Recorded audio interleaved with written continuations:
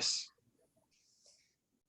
Stress is your body's reaction to, this is always so fun when the recording pops up and you're like, uh-oh, let me make sure that I'm saying the right thing. But no, let's talk about stress. Stress is your body's reaction to a challenge or a demand, right? And there are two types of stress. And there's a difference between the two. And I want to explain it right here. So first, there is the acute stress, right? And this is that short-term stress. It usually has a specific trigger and also an endpoint. And your body ultimately fills itself with the hormones so that it prepares to either fight or to run. But it also ends after the stressor has been removed or the ordeal is over. We are very good at facing challenges, solving situations, or even reaching out to someone to get support when we are in stressful times, because we're wired to respond to stress and remove it. And sometimes we even do it automatically. But the second type of stress, that's what we call chronic stress. And this is more of like this long-term stress that involves repeated exposure to situations that lead to the release of this stress hormone. And the acute stress is repeated over and over every day. And that's when it becomes this idea of chronic stress. Our body is equipped to produce tons of the stress hormone, but we're not really as good at dispelling the hormone over extended periods of time, which is why chronic stress slowly drains a person's psychological resources and damages their brains and their body. There's a lot of articles out on the benefits of like red wine. This is just a good example of how chronic stress like kind of shows up for people, is that there's lots of articles that talk about how red wine is great for you if you just have 1 glass per day, right? But if you decided to just drink a bottle of red wine every day, I imagine that you would begin to feel some psychological, potentially some physical, and also some emotional tolls. I want you to start to think about chronic stress the same way, is that in short amounts, in little servings, it's okay. It helps us. It puts us potentially in a space where we have the energy to respond to a specific situation. But if we drink a bottle of it, if we drink a bottle of stress every day, the situation is not going to be awesome, is what I'll say. A couple examples of these toxic relationships, or potentially these chronic stress causing things, would be a bad boss, like having a micromanager as a boss who kind of just always is over your shoulder, always is kind of pushing you to not only do what it is that you're supposed to do, but reminding you potentially of the things that you're always doing wrong. Another example of chronic stress could be just a toxic relationship, that on again, off again, or the craziness that can be inside of a toxic relationship. And then finally, you know, an example that I think about quite a bit is individuals with oppressed identities. That could be a person of color, it could be women in corporate America, it could be the non-dominant religion, it could be a political affiliation, it could be a multiple of things. But chronic stress can show up in lots of different ways for lots of different people. And one of the things that it causes, or one of the more serious effects, is what I would like to say, is that it can cause burnout, right? So while stress exists on this continuum of acute to chronic, burnout is when an extended exposure to chronic stress affects your ability to recover and return to homeostasis, or just your normal state of being. And then burnout is usually defined by these three things, right? First thing is exhaustion, right? These feelings of chronic physical and emotional fatigue. Eventually, this leads to detachment, because it's a way to cope with the overload of the stress that you are feeling. The second thing that usually happens is cynicism, where everything and everyone rubs you the wrong way, and you begin to distance yourself from people and starting to miss the vibrance of life and the uniqueness of people, which results in less empathy and caring, which can create strains in your relationship, not only in work, but also personally. And then finally is this idea of apathy or indifference. And that's when you struggle to find the resources to begin to thrive. And the feelings of indifference, they make you believe that nothing matters. And you have a lower sense of personal accomplishment or impact on your work or your home life. So burnout, it doesn't happen overnight, right? It's an effect of an extended exposure to chronic and or acute stress. And it usually happens when we have not developed the systems or have access to the resources that will help us manage or eliminate some of our stressors. So what I really want to talk about today is this idea of resilience. How do you build resilience in yourself? How do you build resilience as a leader? How do you build resilience in your team? And today, I want to define resilience as the human capacity to meet adversity, setbacks, and trauma and recover from them in order to live life fully. Resilience is a crucial characteristic of high-performing leaders, and leaders must cultivate it in themselves in order to advance and thrive. And they also carry the responsibility for helping to protect the energy of the people on their teams. Leadership is sustainable only if the individuals and the team can consistently recover with high energy levels. So if you can recover from stressful situations or change, we're all in the middle of a ton of change right now. But if you're able to recover from those specific moments, I think that is the definition of a resilient team. Nowadays, the world is in a completely different space, and we've never known it to be what it is today. Like, things change by the moment. We're in the middle of a pandemic and things are just kind of adjusting at the moment, and leaders are literally being tested to see not only how they can communicate, but also how much empathy they have for their teams and how they can communicate with their teams to make sure that they have what they need in order to be successful. And so today, we want to talk about how leaders can build resilience in themselves and also how they can begin to build that in their teams to get the very most out of their teams in a time that is unprecedented. So today we are joined by two leaders who have forged their careers in the furnace of adversity and have learned, exhibited, and developed themselves into awesome leaders. The first person that I want to introduce is Natalie Boyne. She's a Ph.D. and also the Senior Vice President of Marketing and Customer Experience at Scholastic, one of the largest publishing, education, and media companies that publishes and distributes comics, books, educational materials for schools, parents, and children.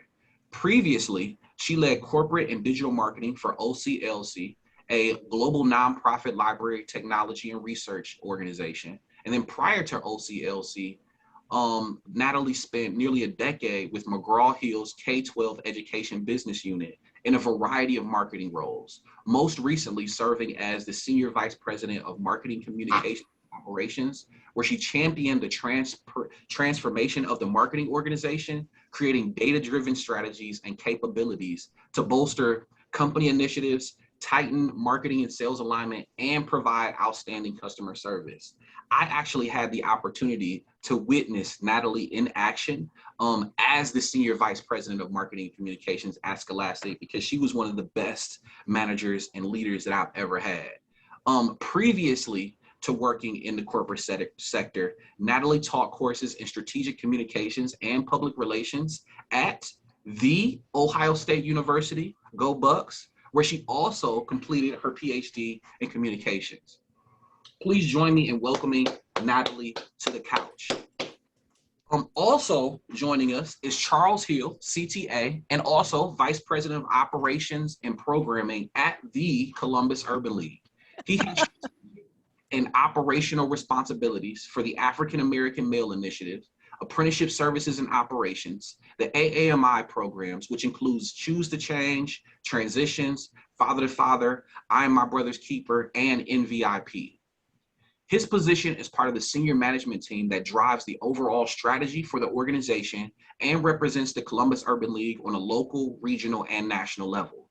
Before joining the Urban League, Charles worked most notably as the VP of Strategic Development at Experience Columbus, where he, and in the same year, was honored as the Columbus Top 40 Under 40. Active in his community, Charles graduated from Kentucky State University, where he earned a Bachelor's of Arts in Business Administration, and he now lives in Central Ohio, where he raises his twin daughters. Ladies and gentlemen, please help me welcome both Natalie and Charles to the couch. Thank you both for being here. Really excited to have you both. So listen, usually we end up doing a icebreaker and we spend time like talking to each other, but I know that this conversation is going to be really, really, really awesome. And I wanted to make sure that we had enough time to dig into the answers that you have. So I want to start this thing off with one question, and you can choose, Natalie or Charles, which one you want to jump in. But I want to start with this specific question. What is your definition of resilience, and how do you currently build it in your teams? Well, Natalie, you got to go ladies first. I mean, you got to go. Oh, come on, Charles. you got this, ladies first. Shoot, I was hoping I'd have more time to think about it. No, I mean, I think that the definition that you showed really hit it right on. And what kind of resonated with me on that is that ability to come back with full energy. Um, I think that we do a lot of, just as people, right? We do a lot of self-healing and self-practice, but it's the ability to come back with that full energy and not just, I can step away for a day and then come back and still feel a little bit burned out. And so it's that really coming back fully and being able to bring your full self back into it. How I do that with my team, I think it's permission to take a step away, to reflect on where we are. We actually do some exercises on that. I think during the pandemic that heightened for me. It was something I learned that I needed to do more regularly, where I would start meetings off. I liked that you played music today. I started meetings off about a month into the pandemic, when I realized that I could see it on my team when they would show up on Zoom or on Teams. I could see it on their faces. And we would take one full minute, and you could turn your camera off or you could do it, but everyone would just close their eyes and breathe. And it was just a time to check in and reflect. And I would often ask people, like, let's check in with how you were doing today. And then, think about what you're going to need to do for yourself to make sure that you're helping your team as well. So I think those little self check-ins is a good way to start the focus on how do I make sure that I'm doing what I need to do, and how do I make sure I'm taking care of myself to come back. Yeah, absolutely. Thank you for sharing that. One thing that you mentioned was this idea of permission. I would love to go a little bit deeper into that. What do you mean by permission? Yeah, I think that particularly in stressful situations, that we have a tendency as humans to feel like we still have to motion forward and do and do and do. And I think it's really incredible to give your teams permission and yourself permission to stop and pause and check in and say, I need to just reflect and say, yep, I can keep going, or I do need to pause. And so just taking that time and saying, do what you need to do. If you need to take a day off for yourself and just read a book, pet the dog, whatever it is, do that. Because it's only, that chronic burnout is going to happen, and we don't want that to happen. Yeah, absolutely. Thank you for sharing. Charles, what about you? Sure, I'll jump in, but before I get started, I just want to thank you, Phil and team, for bringing me and Natalie aboard to kind of have this conversation. So I definitely appreciate that. If I can ball you up and you can record how you did that intro, that'll help me be resilient even more, because, when I hear that every morning when I come into the office, I'll be ready to go. So I need you to ball that up, record that, and send it back out to me. We can do that. It's recorded. I'll leave a snippet. I'll send it to you by email. I appreciate that. Thank you. That's what it's all about. I mean, resilience is bend, don't break. If you think about somebody doing yoga and bending over, right, but you don't break, that's resiliency. It's like a rubber band. You span it out and you're resilient. A rubber band is really resilient. And when you sit there and think about that, being resilient is just taking one step at a time, one day at a time, just sitting there taking the steps and not forgetting what I use the word, coin it, the North Star, right, where you're ultimately trying to go, and remembering what that is. And so, when, Natalie's talking about, having permission and, that with your team, you got to have permission to stop real quick and always remind yourself of why you're here and why you're doing what you're doing. And I think a lot of times we all, especially now, it seems like I'm more busier now during the pandemic than prior to, because now with Zoom, right, everybody feels that they can put stuff on your calendar and you spend more time doing that, when before you're out shaking hands, right? Then you come back in, you got to drive, and you got that drive time to kind of relax, come back down and kind of hit it again. Well, now it's like you're hitting it every single minute, and you don't have a lot of time to really kind of sit back and reflect. And so when I think about resiliency, again, I think it's a constant, never get up, never forget your focus, never forget what you're trying to accomplish. And so with my team, I start with trust. And, if you look at a pyramid, how it's kind of say right there, the foundation of that is trust and establishing trust. You can give yourself permission and you can have relatability with your team if you have that foundation of trust first. How do you do that? How you do that is by being transparent sometimes. Sometimes coming in saying you are tired. Sometimes coming in saying you are feeling burnt out. I'm feeling burnt out. I'm feeling like I'm overwhelmed. I'm feeling like we can't get to that North Star that we're talking about. Acknowledge that And that helps build trust right there, because we're not machines. We can't just go nonstop and not remember, again, that we're human beings. And so what I try to do is take that time to really make sure that I'm expressing to them that I understand and I hear them, that they are humans, right? I got small kids, I think, like Philip was talking about there. They're 5. Their first day of kindergarten is tomorrow. So I am that dad right now that's excited about kindergarten going. But in a situation like that, again, I'm wrapping this around to like our professionals' lives. A lot of people forget that. And then so somebody comes in there a little bit late because they had a kid situation, they threw up on them, or the kid wasn't feeling good. They forget that because they like, we got to get this work done. We got to focus on what we got to do. No, you as a supervisor and a leader, you got to stop, relax, and breathe, and understand that everybody's human. They have different situations, and you got to put yourself in their shoes and be empathetic to that and have an understanding of that. So I try to always do that first. I like the music that you play first time, because we're all human. You got to get to that before we get to the work. And then from trust goes credibility. And from credibility goes accountability. From accountability goes you equal your results. How do you build credibility? By being accountable to your people and by making sure that you're always responsive to the needs and stuff that they have. And then the last part of that, of how I build that, Phil, is that I put them in the place of where the end goal is, and put them in the puzzle piece. They're a part of the solution. And so when you look at this end goal right here, regardless of title, remove the title, right? We have an end goal from every organization on here that's on this call here and out there. You have a mission statement. You should have a mission statement if you're a good organization. You have a mission statement of what you're trying to accomplish. A good leader reminds people of what that mission statement is, but then puts them in that. They see themselves in there. They understand that, hey, if I don't do it, then it's going to affect the whole organization.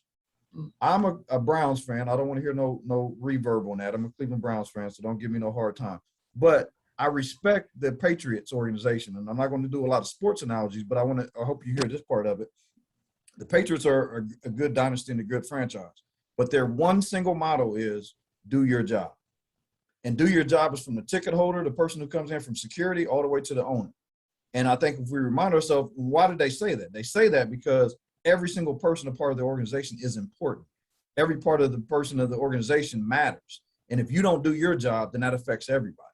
So being resilient, to wrap this all back around, is making sure that you remind people that they are an important piece of the puzzle. Thank you, Charles. That was really, really, really good. And I could tell that you had a moment to think while Natalie was talking, but that's awesome.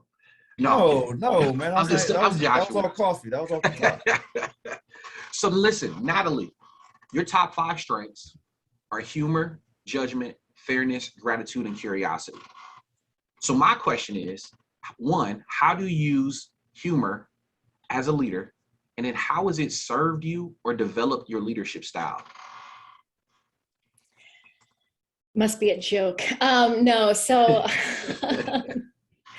I actually studied humor for my dissertation work for my doctorate, and what I was most interested in, to be honest, and it isn't really what my final research project ended up being, but what I've I'm shy and introverted by nature.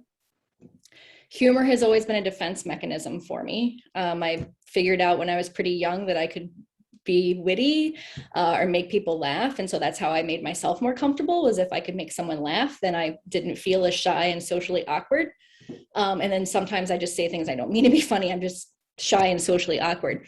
But what I also was really always interested in are those connections that we make with people. And I don't mean by telling jokes or anything but when you have a shared experience with someone that you both find humorous in some way, that connects you in a really interesting way. And it can be with a complete stranger.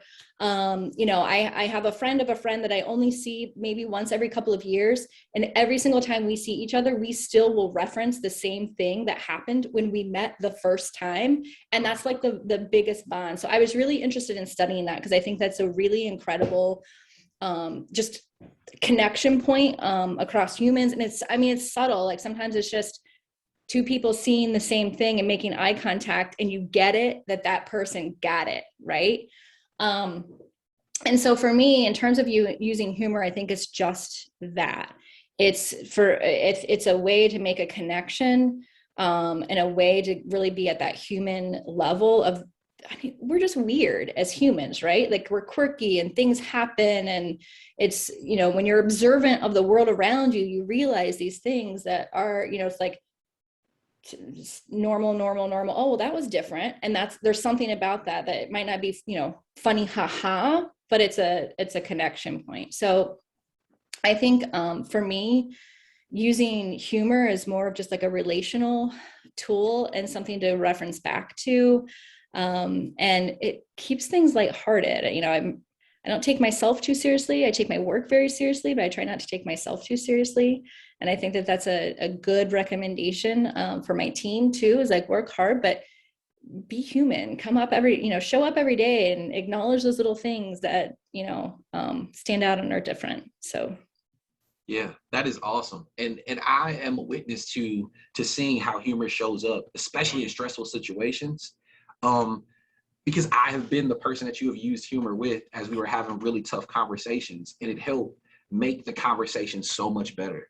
I could go on and on about the stories that we have together, but we only have an hour. So, and I don't want to embarrass you. So we'll keep it moving.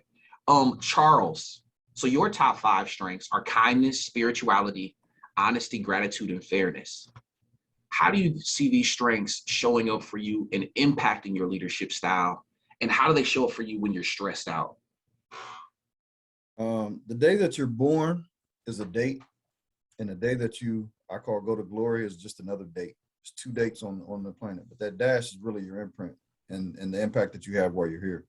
Mine shows up in every day because that's who I am. I'm authentic like that. I don't run from that. I don't hide from that. I'm not perfect, but I try to share that in an authentic way because I think authenticity builds trust. And again, with trust, then you bring camaraderie, and then you get the best out of people.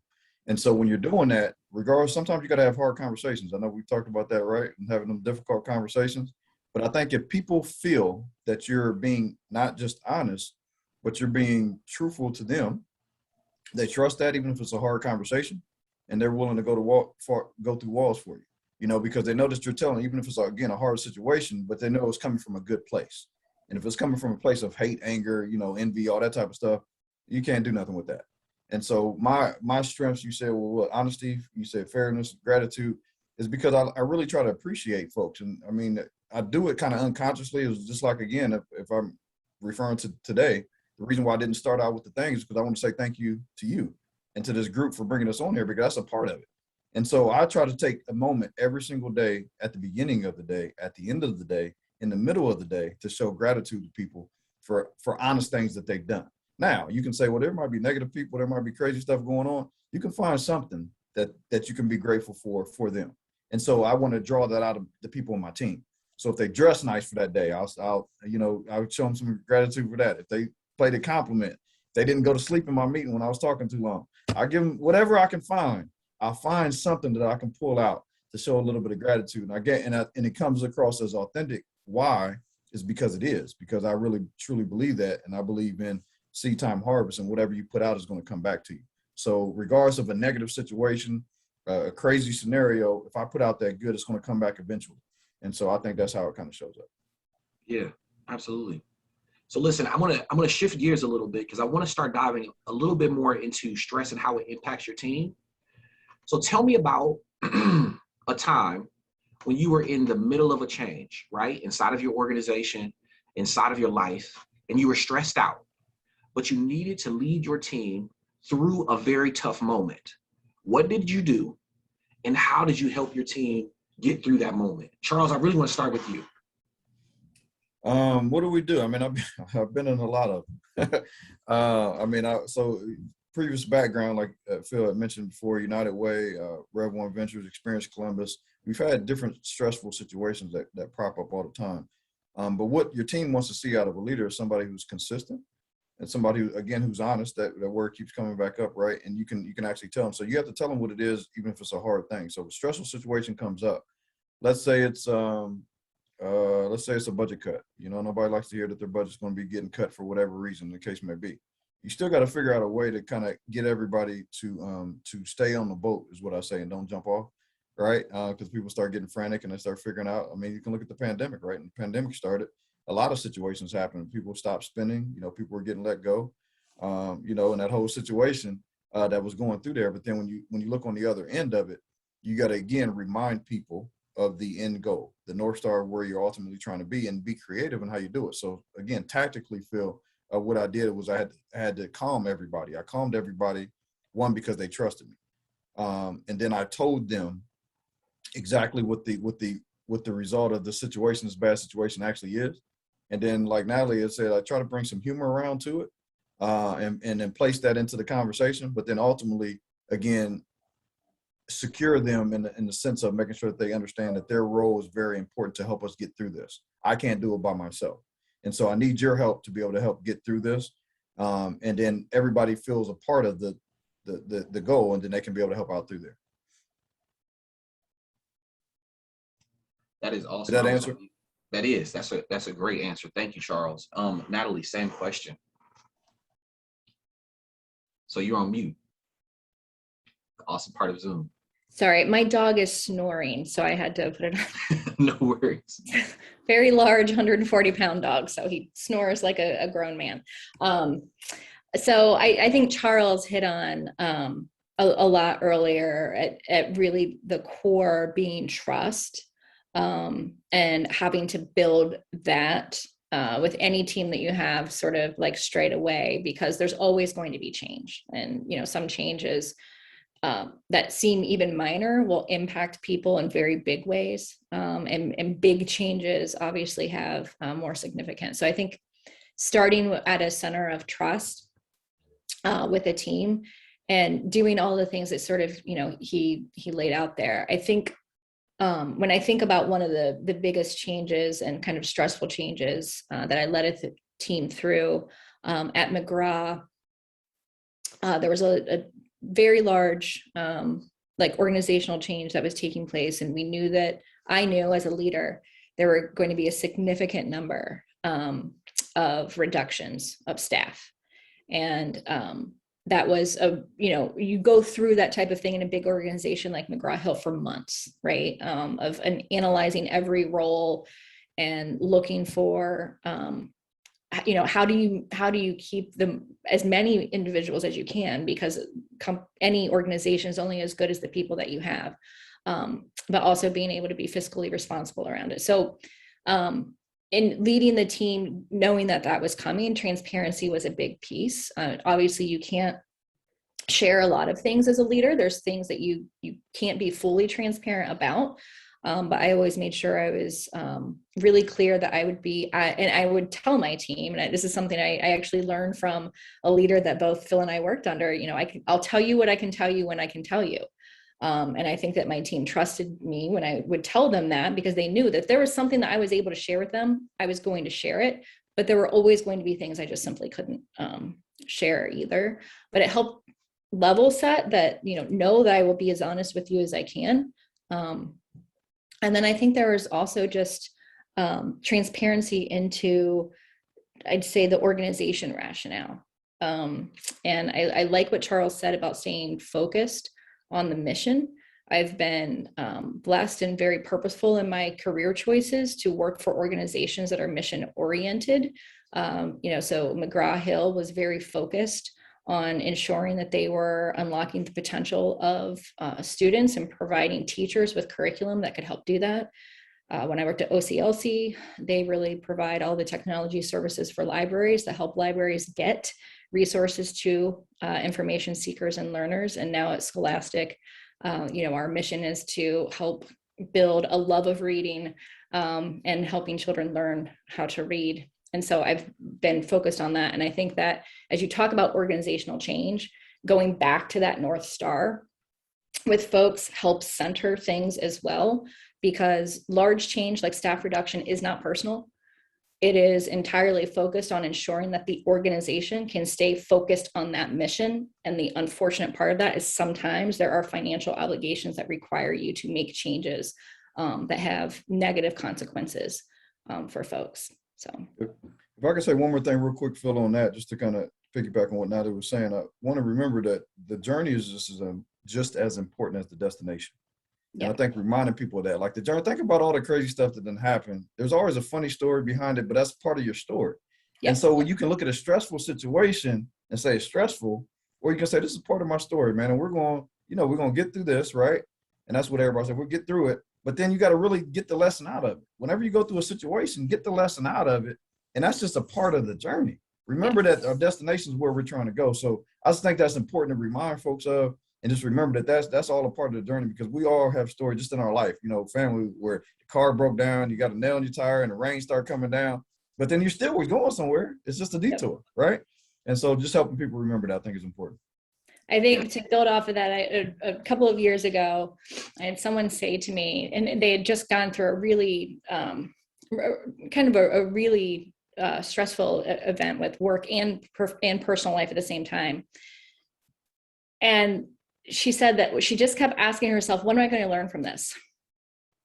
And I have approached stressful situations like that. Like I will find myself in the middle of a stressful situation and I flip it and I say, what am I going to learn from this moment? And I've been, using that with my team as well, as we've through the pandemic. One of the things I would often say is we're going to come out of this having learned something about ourselves, about our customers, about our organization, and it was just a way to kind of recenter a positive during a time that something stressful was going on. That's awesome. That is awesome. I want to dive a little bit deeper into this, because as most organizations and teams are experiencing stressful moments, right? Team members experience stress and also go through stressful moments differently, right? If you have a team of 10, you have a team of 15. If you have a team of 3, all of those different personalities are depending on you for specific insight and also leadership. So when you identify a member on your team being stressed out, what do you do in that situation? And how do you get their head back in the game? I'll jump in real quick. So how do you do that is, I think from that first part that I was talking about, is when you build the trust with them, you got to listen to, when you're just asking these questions, when you're getting to meet your team and stuff like that, you got to listen to what they're saying, but also listen to what they're not saying. And then you understand what motivates them. And so when they're going through a stressful situation, you as a good leader should always remind them of that. And again, if they're looking for a promotion, they want to get to a certain level in their career, you remind them of that during this stressful situation. You remind them, what Natalie said right there is that, what am I going to get out of this? You bring that to their attention. If they don't think about it themselves, you talk to them about that. And you make sure, you document that, have them write out a journal, of these situations so they can always reflect back on it. And so for me, I just really try to, again, figure out because I've spent time with them, understanding what motivates them, and then really reminding them of that, and then and focusing on that piece of it instead of just calling it out, because that could be disruptive to a whole organization when you just got one person over here that's kind of acting this way in this stressful situation, but you don't know their background too. Like they may have some family situations that are going on that's causing them to be stressful. Well, then you, again, as a leader looking at this situation, you might have to pull them out and give them time. I mean, I've taken people where I sit there and I say, this is what I say. I say, your vibration is not right today. And they know that, and I can say it in a joking way where they kind of get it and stuff like that. I say, you can go home. And just to go home, just to relax and get their mind off, because I know that they may be going through stuff. And sometimes you got to do that and be okay with that. It's okay. I want to win, lose the battle, win the war. Today's not a good day. We got it. Let's start all over tomorrow and get it right there. Because again, we feed off each other, the energy that we have. Right. And then, so if you're not having a good day, you're not having a good day. We're all human. Okay. I get it. Sometimes you might need, so this pandemic has really helped, right, with that, because we know we can still do work at home. Sometimes you might just not need to be front facing every day. And so that's how I deal with it. Okay. I like that, Charles. I think that your vibration isn't right today is definitely something to pick up on. I think that as a leader, something I've had to learn over time when I have those moments when I recognize that someone, their vibration's just off, is to resist the urge to solve the problem or to help solve the problem for them. And to resist the urge to immediately think that it is a problem. Because I've had some individuals who they thrive off of the stressful situations, and they will acknowledge that they are overwhelmed and that they aren't sure. And in some ways, they just need to talk about it And then they're still going to, but I think it's my job as a leader to acknowledge that that is where they thrive and remind that they still need to take that time for themselves, because it will catch up with them. I'm one of those people that I work really well in the moment, in a stressful moment, and it catches up with me. Like, it will manifest itself in me physically after that really stressful period. And because I know that, I have to prepare myself for it, okay, as soon as I do get a down day, that's when it's physically going to manifest itself inside of me, and I'm going to get the fatigue, and I'm going to, and so I think what Charles said is right. You know your team. That's the big, like, know them as people, as humans, so that you can have those conversations with them and say, your vibration's off. Let's talk about it. Yeah. You mentioned something pretty interesting where you said that you have to resist the urge to solve the problem for the person. As a leader, that's really tough, especially when you're in the middle of a crisis. How do you coach a person through that without solving the problem specifically for them?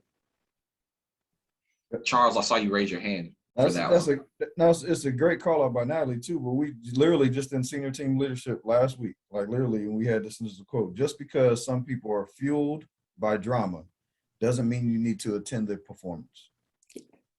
So I'll say that again: just because some people are fueled, like she said, some people live in that, right? So as leaders, again, doesn't mean you have to attend the performance. So that's how you do. Like, I mean, you got to just resist the urge right there, because just because they're going down this rabbit hole and doing this, you as a leader got to, again, stay focused and bring them out of that, and then remind people of that. And you may have to do it in a funny way. Like we have it's a fake little block that says you're on mute now. It says you're on mute. So we had that in the senior team lead. When somebody starts going left, we just put that in the middle of the table and everybody knows what that means, right? That means, okay, you're going that way right there. So we don't have to participate in it. And that's the whole point. Is like some people do things like that to kind of get you into the fight. You know how it is. Growing up playing street ball and stuff like that, people try to get you out of your game. I say that all the time, regardless of what. When people get you out of your game, then they got you. And so you gotta control your crazy and keep yourself together, so then you don't get caught up into that. Hopefully that makes sense. It does. Natalie, what are your thoughts?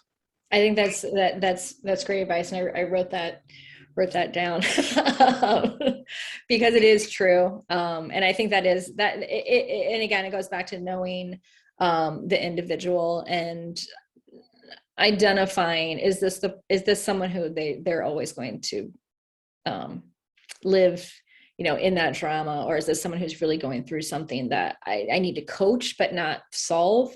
And so I like to ask questions.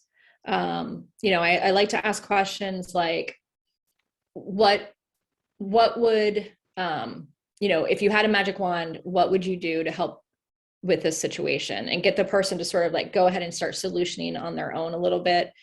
So it's not me stepping in to do it. My tendency is, I grew up as an only child. And so my tendency is just like, if something needs to get done, I'll do it, because there was no like siblings to pass something off on. And so it's, again, kind of like leaning into the individual and asking them the questions around. So what could you do, in the next 24 hours? What could you do in the next week? What could you do over the course of the next 30 days that would maybe help? What are the things that you can stop doing that might help with this either? And it's just a way to get them to talk and get that, because a lot of times what I find as a leader is you just need to give someone the space to sort through what's in their head, and verbalize what they're thinking, and let them sort of gnaw on what some solutions might be, particularly in a stressful time. And so I think that asking them those questions around, like, how can this, instead of asking, how can I help? Like, that's the last thing that I ask, is how can I help with this? Because sometimes I do need to help. But if they've worked it through on their own a little bit, I think that it helps. I think just on that too, as far as, giving people, I think when you give people responsibility of doing what they're supposed to be doing, that helps them out too. Like, you can't do everything for folks, right? And so you got to be able to give them some ownership of that too, and make sure that they understand how that affects everything else. And so what I like to do is say, Natalie, I heard you say this. Is that what you meant? Yeah. And then so to give them a chance to clarify that right there, because then some people explain it differently and you may not get the meaning of it. So I'm hearing you say this. Is that what you meant?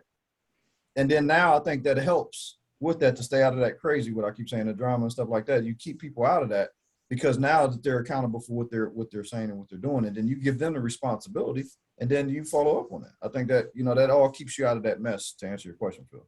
That's awesome. Thank you both. Those are really, really, really great insights. I'm actually going to use those. I was taking notes and I'll probably listen to the replay a few times. So we have 15 minutes left in this conversation.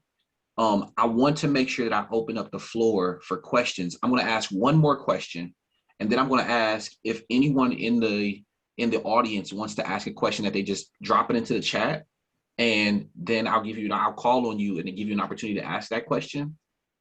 But this question that I have right now is, part of the role of the leader is to lead to the future while also being present for your team. So how do you manage the balance of future acting and planning and thinking while also being there for members of your team who may be stressed out in the moment?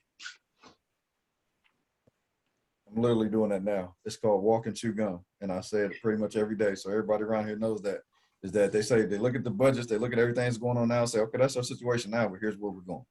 I can't be more simple than that. And I'm sorry to dumb it down, but that's literally walk and chew gum, because our situation is our situation, but you always got to remind people where you're going and how you're going to get there. Be clear in how you're going to get there. So I'm a daily reminder of where we're going. And so I don't want people to look at our circumstances now. I want to look at where we're ultimately trying to go. And you paint that picture, and again, put them in that picture. And so I constantly do it, from everything from presentation to how your desk looks and every single thing like that. You got a daily, every single day, just take one more step. And if you take one step every single day, you took 365 steps that you didn't take last year, right? And so that's a good reminder on how we're going to get to right there, because we got to deal with what we're dealing with now. But let's make sure that we get the lesson out of the situation. Let's get the lesson and move forward, because when we come back here again next year, we shouldn't be revisiting the same thing, because we should have got the lesson. And so that's how I'll do it. That's awesome. Natalie, what are your thoughts? Yeah, it's funny. So my organization is going through a very significant transformation as well. And we kind of know what the future looks like, but yet we still have to, run the business while we change the business. And I think it is a lot about messaging and that constant reinforcement that we need to be present in the moment and think about where we are today but never lose sight of, what that goal is moving forward. And as we are every day thinking about be here now, let's focus on the moment, and how can I use this moment for what I know I need to get to in the next. So I did this once at McGraw, and I brought it back. So this is a reprise moment for me at Scholastic, but I kicked off the first, all marketing meeting that I led at Scholastic, playing Chameleon by Herbie Hancock, because one, I think it's a great song, but also because I wanted to reinforce that the cool thing about chameleons isn't actually that they change color, is that they can have both monocular vision or binocular vision. They can switch on and off. So they are able to look at everything around them, and they are able to have one eye that's focused on one thing and another eye that's focused on another. And I explained that that's how I need them to think about where we are today. Like, I want you to say, keep one eye on where we are, but keep the other eye moving forward. And keeping that messaging going on. We will talk about chameleons a lot over the next couple of months, just to reinforce that messaging. I think that repetitive thing is a big help. Yeah, I really, really like that. Joe actually just said the same thing. Yeah, that is awesome. I do that too. Another way that I do that too is just putting reminders up. So in my whole office, I got stuff everywhere about what that North Star is. So it's a constant reminder. I can't get myself out of thinking about where we're trying to go, the people that we're trying to serve, and all that type of stuff. So I constantly do that, because I'm not that good. So I got to put stuff in front of me to always remind me of where we're trying to get to. So, and then when everybody comes interact with me, they see that same exact thing. So yeah, that is awesome. Are there any questions from the audience?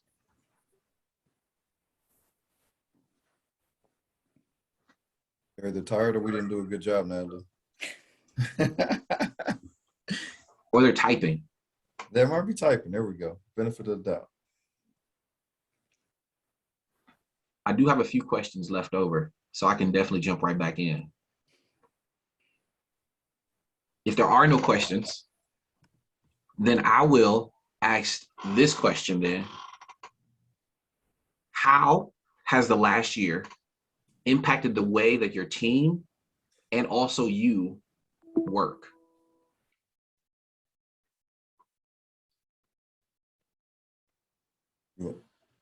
You want to? Sure. You want to go now? It don't matter. So I'm in it. I just, I'll go back to my previous employer team because I just moved over to Scholastic. I'm on day 36. So, but I think in many ways, it reinforced some bonds that were already there that helped with resilience. And I think that as a leader, it helped me identify pockets where I needed to lean in differently and maybe more in places that I hadn't, just because the environment changed. So the team was not accustomed to working virtually. Many teams are not.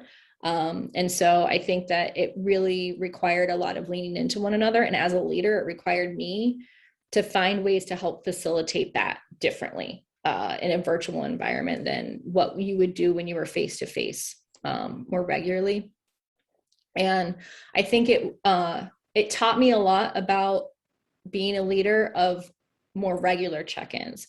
I think I told myself that I checked in with my team a lot when we were face to face. And I think I did, but I didn't realize how much. I acknowledge that it had to be a lot more regular. And when we do go back face to face, it will be more regular because I recognize even, I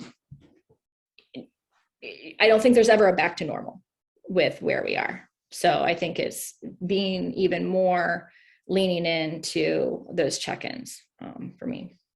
Yeah, absolutely. To give a little background, so I wasn't at the organization that I'm at now for the whole pandemic. So I was recently at the city of Columbus. So in that scenario, and then I'll transition to where I'm at now. I've been here for about a month. So at this current organization, I was at city of Columbus. So during the pandemic, we were in hybrid mode. So everybody was hybrid and kind of got there, and then everybody was like, man, how long are we gonna stay home? Then people start getting comfortable, right? So then you start wearing, the shirts up top, and then you had shorts on the bottom, and then you could have relax and go get something to eat whenever you wanted to. And you could, was everybody really working? Were you watching a little TV and then you came back to work? So we went through that whole thing, right? Then transition when, the shots start coming out at the end of last year in December and we get to February. Most people were starting to get them. We were thinking about how that hybrid is going to work. So me, again, before I came here, we were on a hybrid 2 days a week in the office and 3 days a week off. And when that gave us some flexibility. Then transition when we were going to now everybody wants to be full-time back in office. Well, there's a whole big learning curve for 18 months. We have been at home and or doing a hybrid model. And you're sitting there like, whoa, so now we're getting back to the office. You got to retrain people on everything from what you're wearing to work and then getting people really in a work mode 8 to 5, the whole entire day working where you have some flexibility. So I think from a human standpoint, you got to understand that there is going to be a transition. And then even from people that like myself who had to homeschool and you had kids running around and then you trying to focus on your work, but then you got that going and then getting them kind of off to transition to where I come here, whereas I started July 1st here in this organization, they had been here for pretty much the last 8 months full time. So I'm coming in right at when they're already full time, but then understanding that people are looking at it differently. And what I mean by that is that we have to look at our work differently. We understand that we can still be as efficient at home as we are here. It opens up a lot now with Zoom and team calls that I don't have to run around the whole city every single day and meet with everybody here, and then you run and you never get back to your office to be able to do it. Well, now I think more people, if I say, Phil, hey, let's jump on a Zoom call for 30 minutes, that's a little bit more acceptable than what it was before. And you can get a little bit more stuff done than what you would have done in the past instead of always being face to face. Now if you haven't noticed by my personality, I kind of like to be with people and kind of be around people. So it's kind of affected me a lot because I haven't been around a lot of people and I'm still not with the variant going crazy, but that affects people too. And I think you got to check in on your people from a mental standpoint because that isolation hurts people. So let's say if you're single, you have no kids, you're not married, whatever the case may be, you're at home isolated by yourself. And how does that affect you? So how, to answer your question, Phil, has affected how we do our work daily, because I got to check in more on people right now. And I checked in with one woman on my team, and she's like, thank you, Charles, just for asking, because she was on the verge of a breakdown because she wasn't able to see her mom and dad because they're in the senior living. She's not married, doesn't have any kids right there. She can't see her brothers and her cousins because some of them had COVID and some of them didn't right there. And she just felt like in a box, and I can't really do anything. And so I think from a leader standpoint, we got to make sure that we really check in on how people are doing, not the superficial. Phil, how you doing? I'm doing great. Okay, great. So Phil, how are you really doing? So how is your work? What can I do? And then we got to assist with that. And that's how, when I agree with Natalie's point, I don't think we'll ever go back to the same, because I think it's made our cognitive skills go up.